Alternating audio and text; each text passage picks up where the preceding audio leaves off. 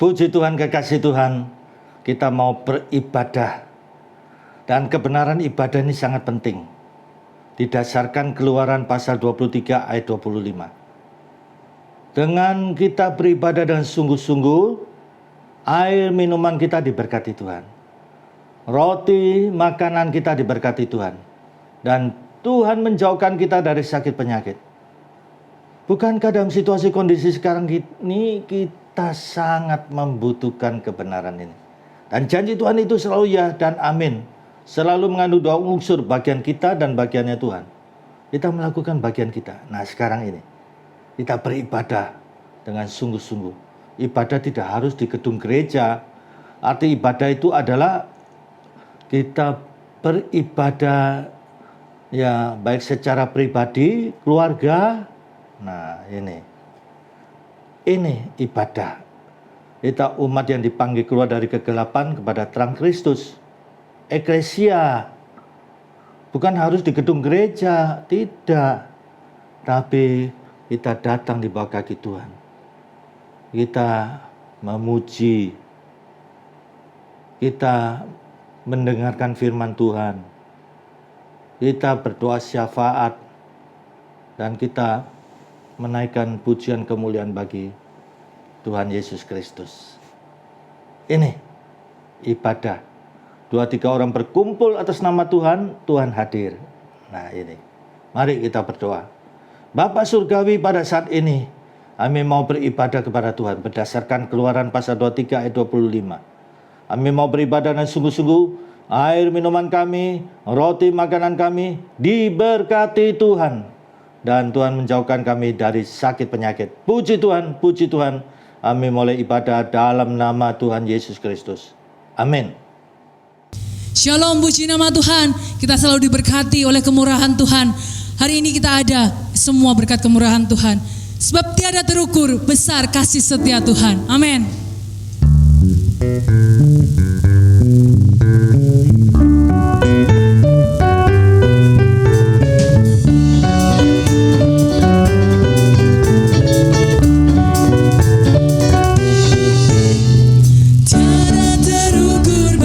Kasih setiamu Tuhan, panjang dan lebarnya melebihi lautan, jauh tinggi mengatasi langit, dalamnya tak dapat ku selami. Kasih setiamu besar selamanya, kasih setiamu, kasih setiamu besar selamanya. Hatiku bersyukur, jiwaku memuji, mulutku pun bersorak memuji Engkau, Yesus. Ajaib perbuatanmu, besar anugerahmu, takkan berhenti ku memuji namamu. Tiada terukur, terukur besar kasih setiamu Tuhan, panjang dan lebarnya melebihi lautan, jauh tinggi mengatasi langit, dalamnya tak dapat ku selami. Kasih setiamu besar selamanya, kasih setiamu, kasih setiamu besar selamanya. Hatiku bersyukur, terima kasih, jiwaku memuji, mulutku pun bersorak memuji Engkau, Yesus. Ajaib perbuatanmu, besar anugerahmu, takkan berhenti ku memuji namamu. Tiada terukur, tiada terukur besar kasih setiamu Tuhan. Terima kasih.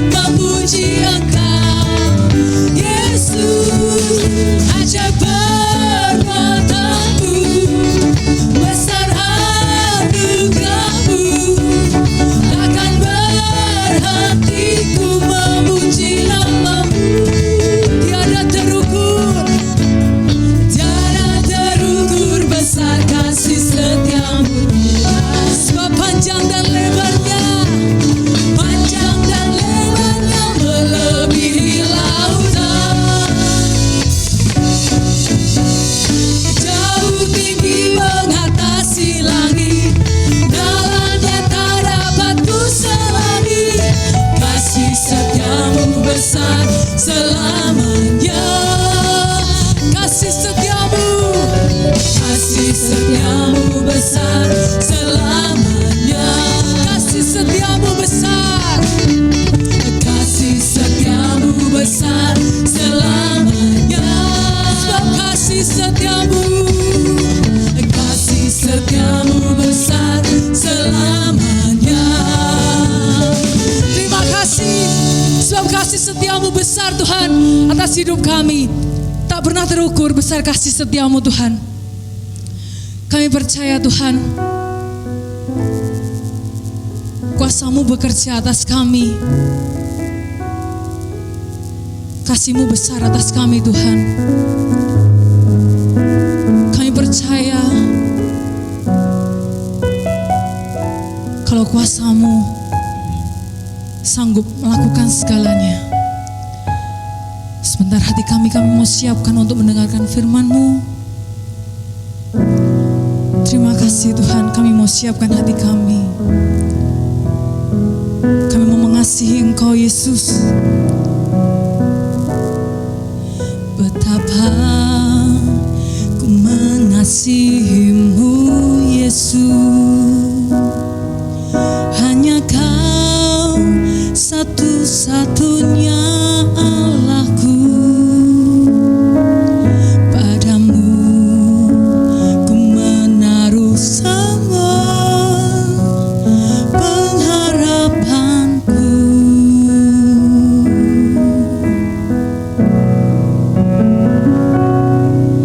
Betapa ku yakin akan janji-Mu. Firman-Mu bekerja dalam jiwaku. Ku hanya akan menyembah-Mu sepanjang hidupku. Di saat ku menyembah-Mu, kuasa-Mu bekerja, hatiku dipulihkan, tubuhku disembuhkan, biar hadirat-Mu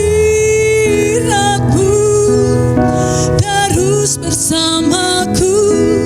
Ku tahu Engkau telah menyembuhkanku. Kami percaya kasih-Mu besar atas kami Tuhan. Ku mengasihi-Mu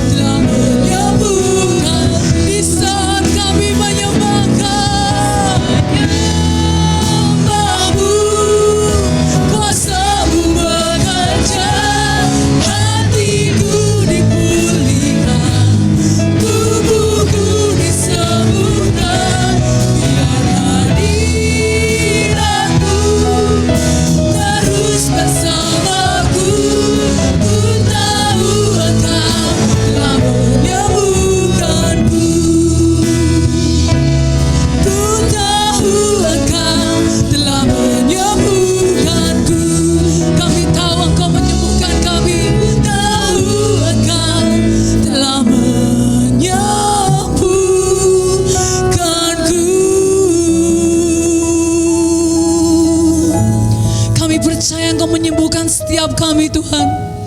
Sebab pengharapan hanya ada di dalam Engkau. Kami hanya berharap di hadapan Engkau Tuhan. Saat apapun yang terjadi saat ini, kami hanya bisa berpegang kepada Engkau. Terima kasih Tuhan. Ajarkan kami terus berharap kepada Engkau. Sebab hanya Engkau dan hanya kuasa Engkau yang bekerja atas kami. Terima kasih Tuhan. Terima kasih. Terima kasih Tuhan. Haleluya. Terima kasih buat kasih setiamu. Ajarkan kami terus berharap kepada Engkau Tuhan. Apapun yang terjadi saat ini, kami berharap kepada Engkau. Sebab Engkau yang mampu mengubahkan semuanya Tuhan. Sebab kami percaya kuasa Engkau bekerja memulihkan dunia ini. Terima kasih Tuhan. Terima kasih Tuhan. Terima kasih Tuhan. Terima kasih. Haleluya. Terima kasih. Kami sembah Engkau Tuhan. Terima kasih. Haleluya. Terima kasih Tuhan. Terima kasih. Terima kasih Tuhan. Di saat ku menyembah-Mu, kuasa-Mu bekerja, hatiku dipulihkan, tubuhku disembuhkan, biar hadirat-Mu terus bersamaku. Ku tahu Engkau telah menyembuhkanku.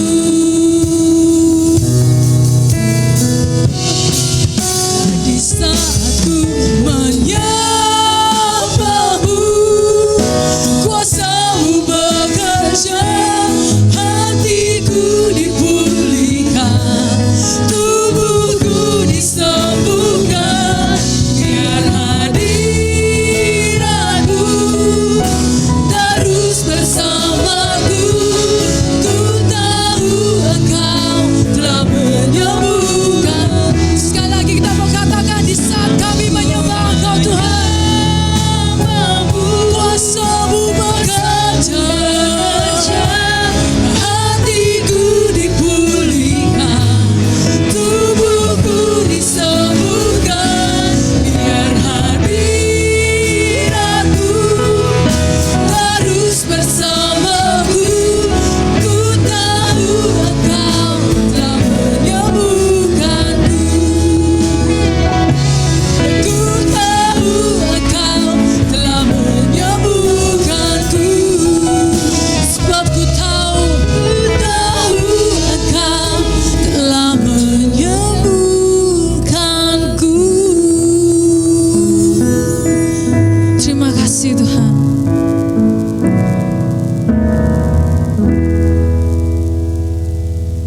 Puji Tuhan, kekasih Tuhan.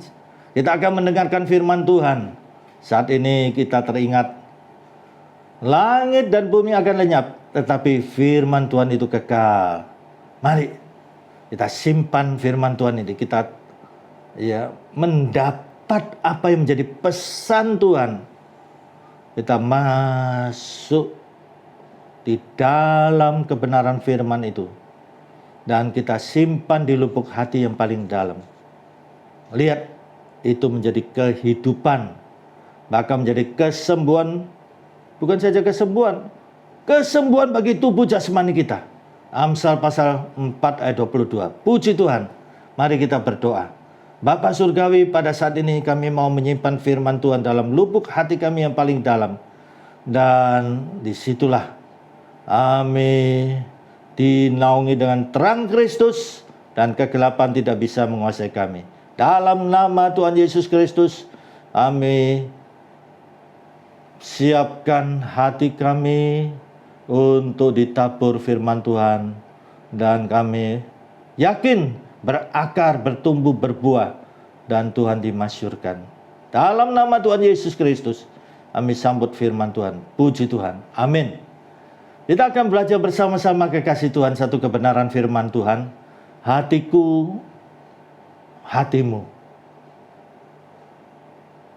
Hatiku, hatimu.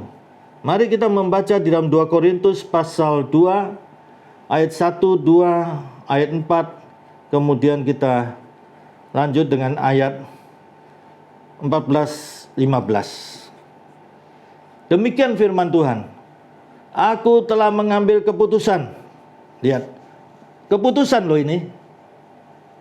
Kalau seorang menghadapi suatu dinamika hidup di mana harus mengambil keputusan, nah ini sangat penting. Karena keputusan yang kita ambil itu berdampak dalam seluruh aspek hidup kita dan orang di sekitar kita. Lihat Rasul Paulus katakan apa? Aku telah mengambil keputusan di dalam hatiku. Ya, kalau orang-orang sekuler itu berperan adalah intelektual, baik di dunia pendidikan, di dunia perusahaan, ya, di dalam kehidupan sekuler. Kita lihat logika, nalar, sesuai dengan disiplin ilmu, pasti itu lebih dominan daripada hati, ya. Tetapi Rasul Paulus katakan apa? Aku telah mengambil keputusan di dalam hatiku bahwa aku tidak akan datang lagi kepadamu dalam duka cita, sebab jika aku mendukakan hatimu, nah, lihat, ada dinamika timbal balik, ada dinamika terkaitan hatiku, hatimu. Nah ini, siapa lagi yang dapat membuat aku menjadi gembira selain Dia yang berduka cita karena aku? Aku menulis kepada kamu dengan, nah, hati yang sangat cemas dan sesak. Lihat, sampai begitu rupa loh pergumulan hatinya Rasul Paulus. Sampai dikatakan sangat cemas dan sesak. Ini cemas sesak bukan COVID-19 ya. COVID-19 berdampak kepada sesak napas, sehingga harus dibantu dengan bantuan oksigen. Dan dengan mencucurkan banyak air mata. Mencucurkan air mata. Apakah ditulis demikian? Banyak, sampai begitu rupa. Banyak air mata. Bukan supaya kamu bersedih hati, kembali hati. Tetapi supaya kamu tahu betapa besarnya kasihku kepada kamu semuanya. Lihat di sini. Ya, kasihku. Betapa besar. Supaya kamu tahu. Jemaat Korintus supaya tahu betapa besar kasih kepada kamu semua. Kamu semua. Ya, tidak pandang kelompok ini, kelompok itu. Lihat sampai begitu rupa. Itu bersumber dari mana? Hati. Nah, selanjutnya kita perhatikan ayat 14-15. Tetapi syukur bagi Allah. Tetapi syukur bagi Allah yang dalam Kristus selalu membawa kami di jalan kemenangannya. Ini syukur kepada Allah yang dalam Kristus membawa di dalam kemenangan. Kalau saudara membaca dalam Roma pasal 7, di situ kita melihat pergumulan Rasul Paulus. Pasal 7 hampir 99% itu menceritakan pergumulan Rasul Paulus. Hati ini berkehendak baik, tapi tubuh ini cenderung condong kepada dosa. Itu sampai begitu rupa dijelaskan di dalam dinamika hidup Rasul Paulus. pasal 7 surat Roma. Hampir 99%. Dan jawabannya satu ayat. Syukur kepada Tuhan oleh Yesus Kristus. Syukur kepada Tuhan oleh Yesus Kristus. Memperoleh kemenangan. Lihat. Jawabannya satu ayat. Nah, di sini tidak ada lain, tidak ada jalan lain. Yesus Kristus itu jawabannya.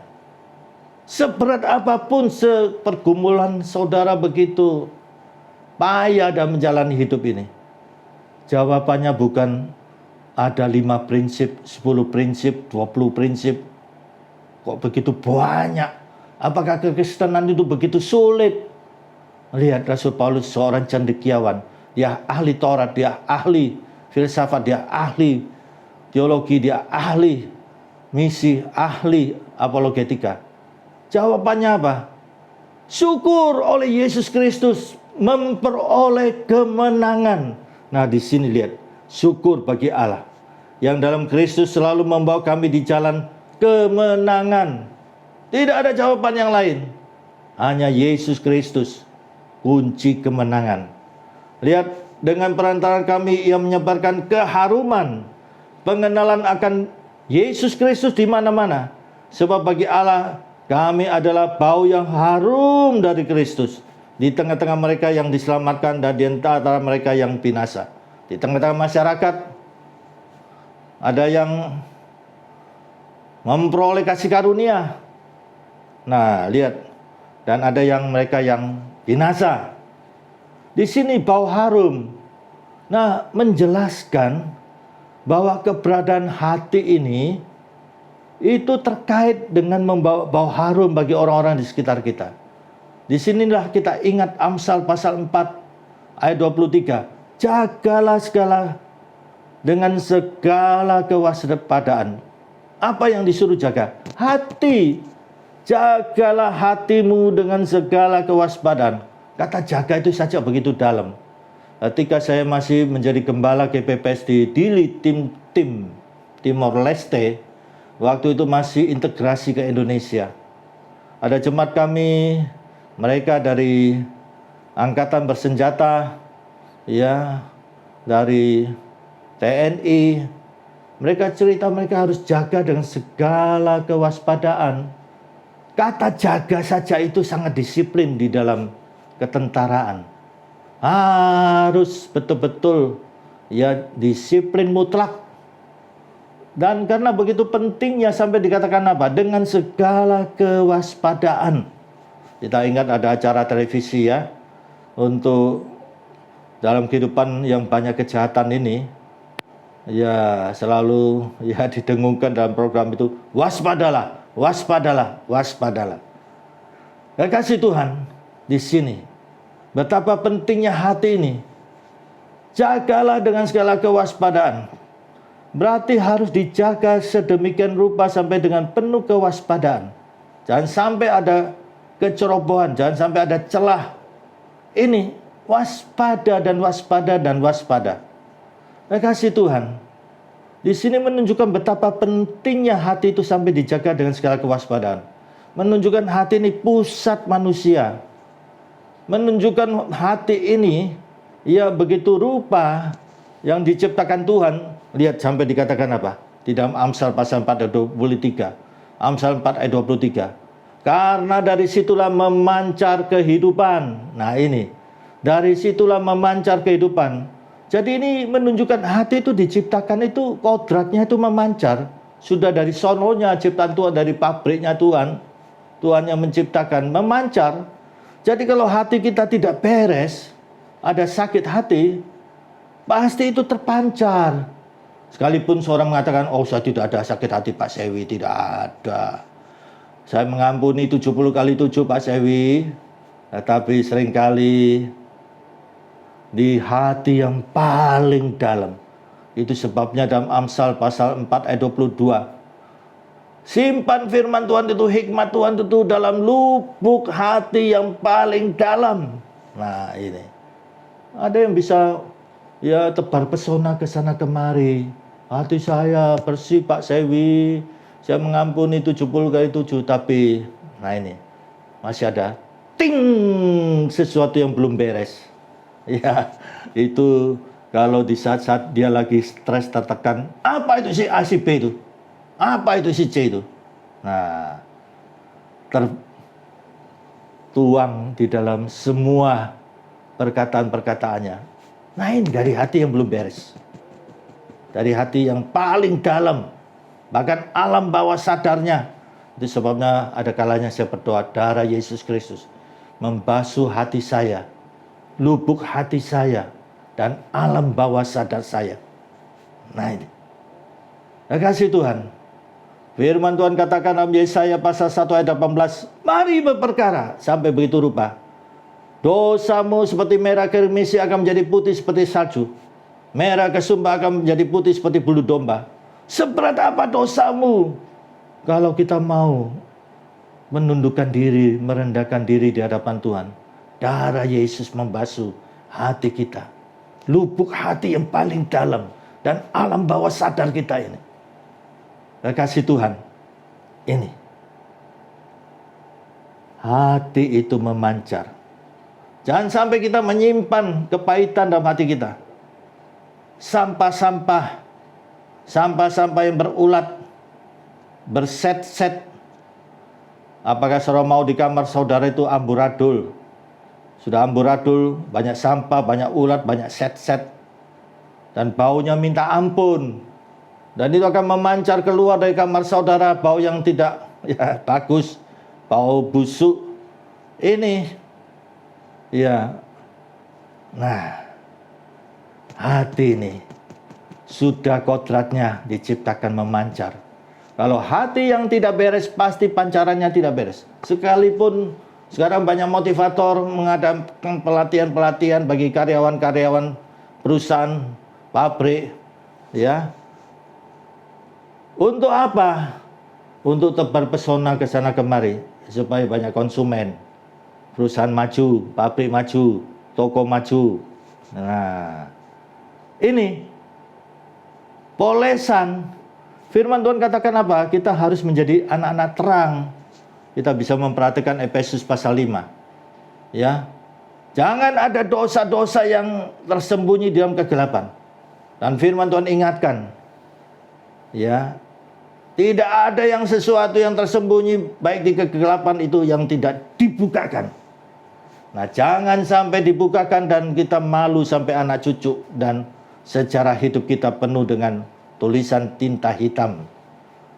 Kasih Tuhan, kita memulai hidup ini, kita lahir, dibukalah sejarah hidup kita, buku harian kita. Ketika kita mati, sejarah hidup kita ditutup.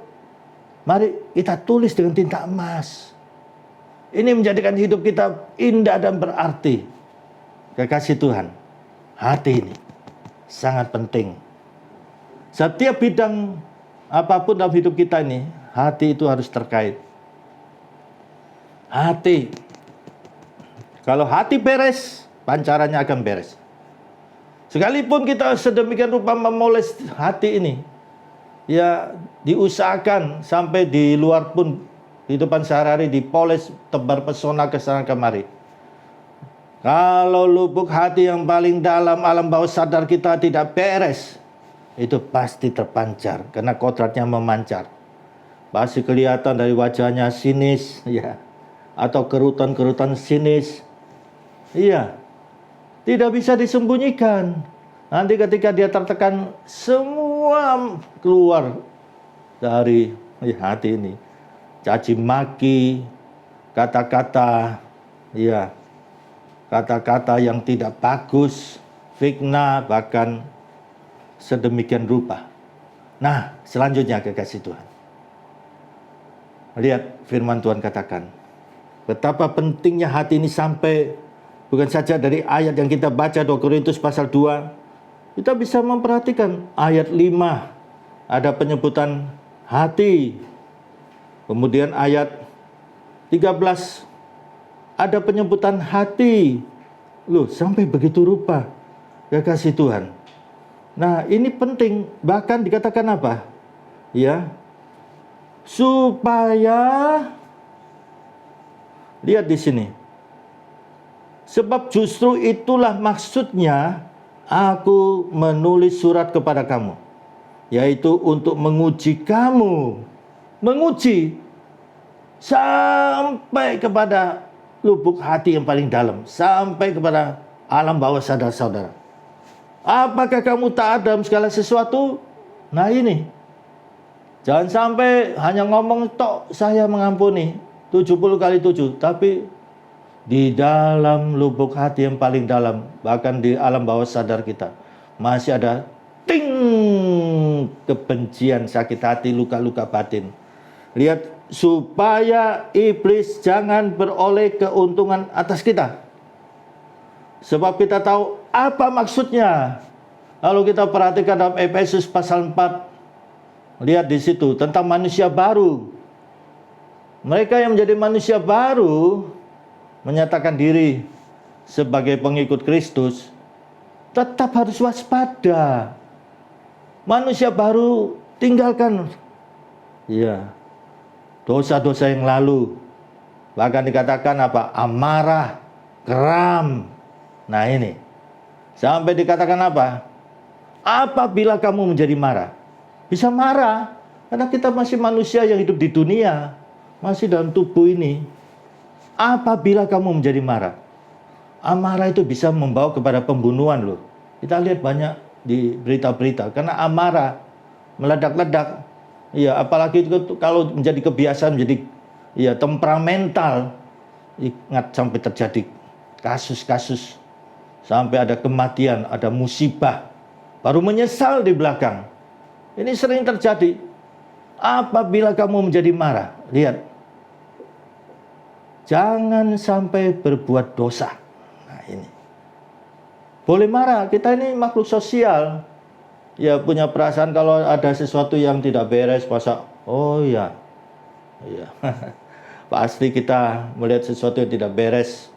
Tentunya kita memberikan nasihat, teguran, tidak membiarkan begitu saja. Nah, apabila kamu menjadi marah, jangan sampai berbuat dosa, jangan sampai matahari terbenam. Karena kalau itu bercokol terus, ya dosa itu benih juga, benih tidak bagus. Ya, seperti kita lihat gandum, iblis itu ya menebarkan juga benih iblis. Nah ini, kalau dibiarkan kita tidak rem segera, maka kita sudah memberikan kesempatan kepada iblis. Jangan beri kesempatan kepada iblis, firman Tuhan katakan. Jangan beri kesempatan kepada iblis. Lihat iblis loh di sini. Jadi si kepala itu juga turun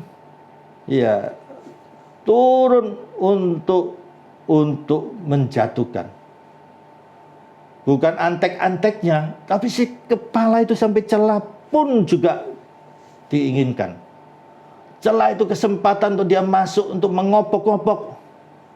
Nah di sini sampai firman Tuhan katakan apa? Hendaklah kamu menjadi sabar, kuasailah dirimu. Ya, kalau seorang yang tidak bisa menguasai diri, tidak sabar, tidak memberikan untuk membentengi hidupnya ini, maka celah itu iblis masuk. Dan tembok sekelilingnya menjadi roboh. Kalau kita memberikan celah, lihat, iblis masuk mengopok-opok celah. Kita tidak berjaga-jaga sekalipun celah kecil pun, sekecil apapun. Lihat, itu bisa merobohkan tembok kehidupan kita. Kalau tembok itu sudah roboh, maka serangan dari berbagai arah. Serangan berbagai arah. Jatuh, terpuruk. Ini. Kita lihat, jangan sampai jatuh karena kerikil-kerikil. Batu besar ada di depan mata kita bisa terlihat. Tapi banyak orang jatuh ya karena kerikil-kerikil itu. Ini. Dan lihat, sampai begitu rupa kejatuhannya. Apalagi dia seorang figur masyarakat, rohaniwan, tersebar kemana-mana. Malunya sampai anak cucu. Ini. Kalau kita sudah komitmen, mari hidup kita seantero sampai jeroan. Hidup kita yang paling dalam. Jaga kekudusan itu. Jaga kesucian itu. Jangan sampai kita ada celah. Iblis masuk mengopok-opok kita. Jangan sampai kena kerikil-kerikil itu, jatuh tergerincir. Kasih Tuhan, itulah sebabnya firman Tuhan ingatkan. Berdoa dan berjaga-jaga. Berdoa dan berjaga-jaga. Di dalam situasi kondisi sekarang ini betapa pentingnya berdoa dan berjaga-jaga. Berjaga-jaga selalu, ya, awas, waspada. Dan apalagi terkait dengan hati ini. Nah sekarang kekasih Tuhan, kita perhatikan. Jangan sampai kita terjebak oleh kerikil-kerikil kecil itu. Dan sangat tragis kalau sampai terpuruk, tergelincir, terpuruk. Nah sekarang bagaimana hati itu? Apakah seringkali Tuhan, hati saya sedih, hati saya sakit, tangan ini kita tempelkan di tengah-tengah dada ini. Padahal secara fisik ya, jasmani ini kan rongga dada, ada paru-paru, ada jantung di sini. Ya. Nah, apakah hati ada di tengah-tengah dada ini? Padahal ini paru-paru, jantung yang tidak bisa berpikir, tidak bisa berperasaan. Ada penelitian mengatakan bahwa hati itu di tengah-tengah otak yang dalam selaput yang paling halus, yang terdalam. Nah, apakah Tuhan saya sedih Tuhan, ya? Apakah saya ya terus mengarahkan tangan ini di kepala? Ya. Nah, di sini kekasih Tuhan. Banyak definisi tentang hati. Kalau saya membaca di dalam buku Charles Ryrie, ya, doktrin dasar, ada penyebutan tentang hati nurani, sanubari, ya, suara hati. Nah, bahasa-bahasa abstrak. Tetapi saya beritahu kepada saudara, apakah hati itu? Hati itu adalah seantero keberadaan kita ini. Di dalam Kejadian pasal 1 ketika Tuhan menciptakan Adam dari tanah liat, pertama itu wadah, batang, ya, tubuh manusia yang terdiri bagian ada otak, ada panca indera, mata, telinga, hidung, perkataan, ya, kulit, ada tangan, kaki, ya. Nah, semuanya ini keberadaannya itu adalah jasmani, wadah.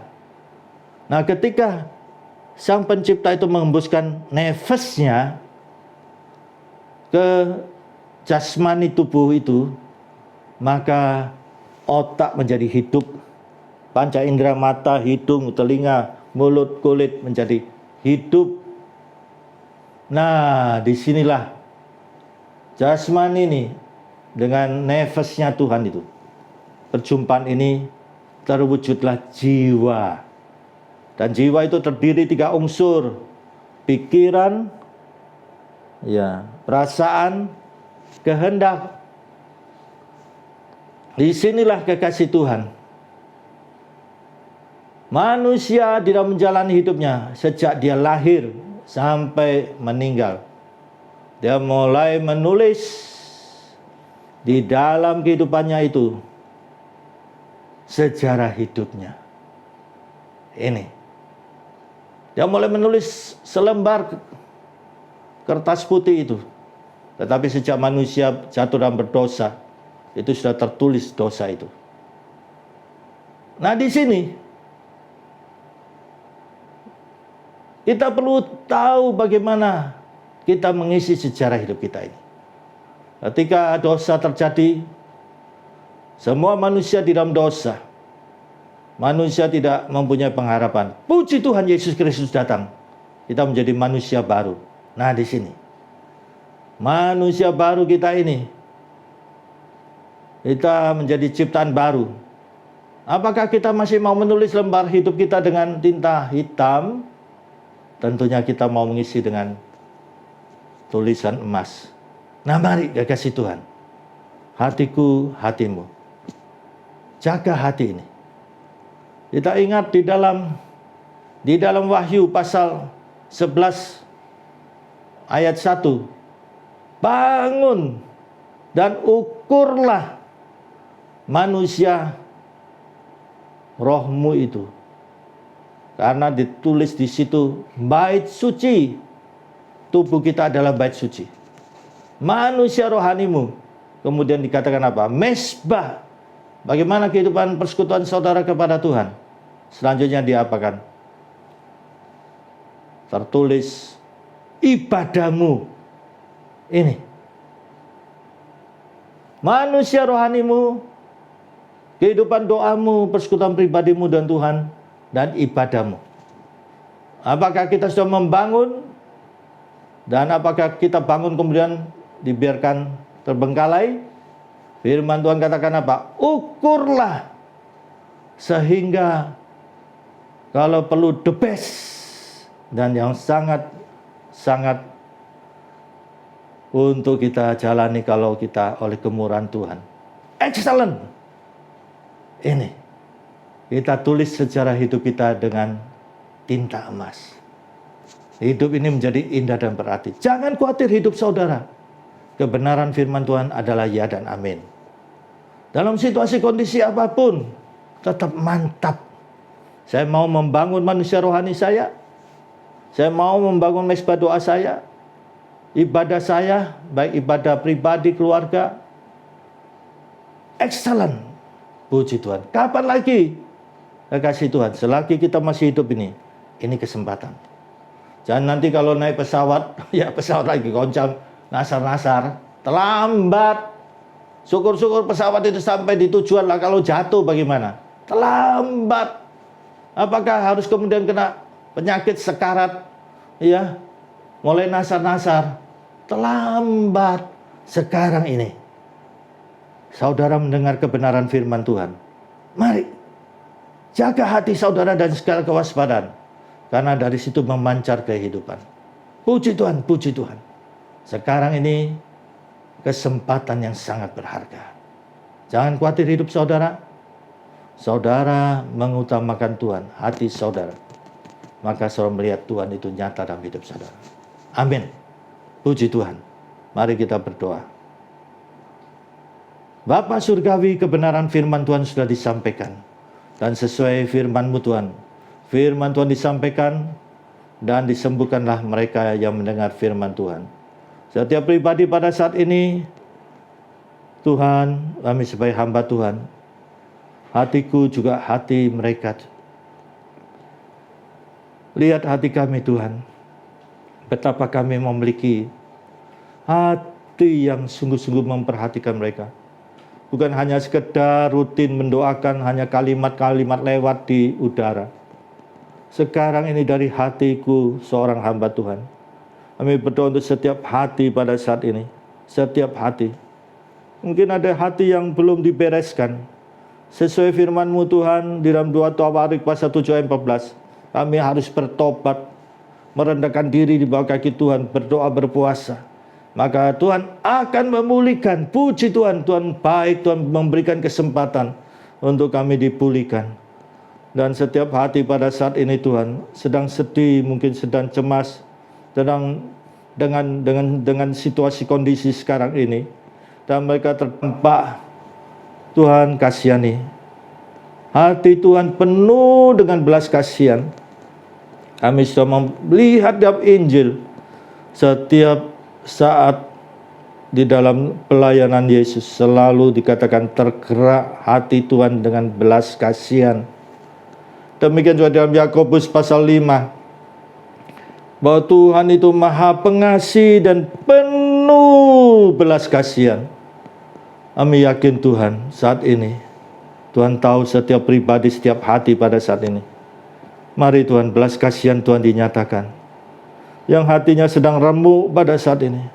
Yang hatinya sedang gelisah, panik dan situasi kondisi sekarang ini. Di dalam kehidupan pribadi, kehidupan keluarga, pekerjaan, usaha. Bahkan di dalam kesehatan mereka sedang bergumul pada saat ini. Tuhan, kami sebagai hamba Tuhan, hatiku Tuhan, saat ini Tuhan, memohon belas kasihan Tuhan. Tuhan yang maha penyayang. Tangan Tuhan yang berlubang di kayu salib menjamah setiap pribadi. Dalam nama Tuhan Yesus Kristus, Dalam nama Tuhan Yesus Kristus. Dalam nama Tuhan Yesus Kristus. Tuhan menjamah, kuasa Tuhan mengalir kepada setiap hati pada saat ini. Dalam nama Tuhan Yesus Kristus. Kami yakin Tuhan, kuasa Tuhan mengalir. Puji Tuhan, dan puji Tuhan. Terpujilah Tuhan Yesus Kristus, tabib di atas segala tabib. Yesus Kristus Tuhan dan Juru Selamat kami, Gembala kami yang baik. Sungguh, Yesus Kristus tidak berubah baik kemarin, hari ini, dan sampai selama-lamanya. Puji Tuhan, Tuhan sudah menjamah setiap hati. Berkati Tuhan bangsa negara kami Indonesia. Para pemimpin Tuhan berikan hikmat untuk mengatur negara ini dengan baik. Demikian juga Tuhan, vaksin yang diterapkan, berkati Tuhan. Puji Tuhan. Kami percaya Indonesia diberkati Tuhan. NKRI tetap terpelihara. Kasih karunia Bapa Surgawi, kasih Tuhan Yesus, dan persekutuan Roh Kudus menyertai saudara mulai sekarang ini sampai Maranatha Tuhan Yesus datang kembali. Dalam nama Tuhan Yesus Kristus. Haleluya. Amin. Puji Tuhan. Tuhan memberkati. Puji Tuhan.